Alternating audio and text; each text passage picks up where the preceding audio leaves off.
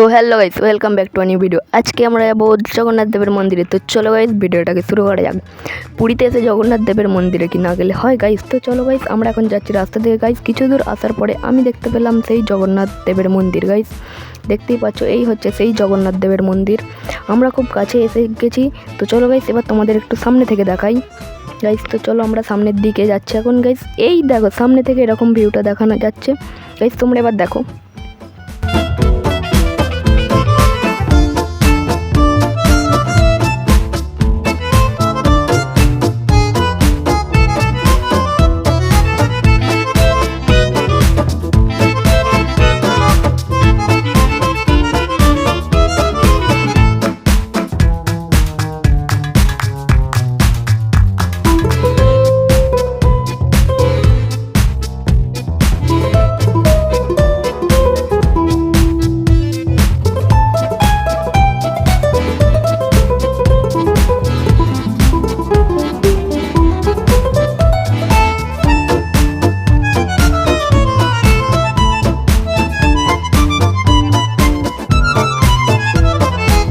তো গাইস দেখো, এখানে আমি দেখতে পেলাম জগন্নাথ দেবের চোখ।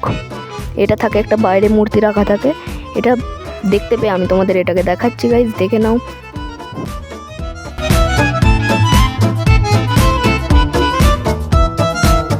গাইস পাশেই তৈরি হচ্ছিল জগন্নাথ দেবের রথ গাইস। এইদিকে দেখতে পাচ্ছি, এগুলো হচ্ছে জগন্নাথ দেবের রথ গাইস। এবার তোমাদের ভেতর থেকে দেখাচ্ছি গাইস। আর ওইদিকে তৈরি হচ্ছে বলরাম দেবের ও সুভদ্রা দেবীর রথ গাইস। আমি জগন্নাথ দেবের রথের কাছে দাঁড়িয়ে তোমাদের দেখাচ্ছি গাইস। এটা হচ্ছে জগন্নাথ দেবের রথ। তো গাইস দেখে নাও একটু।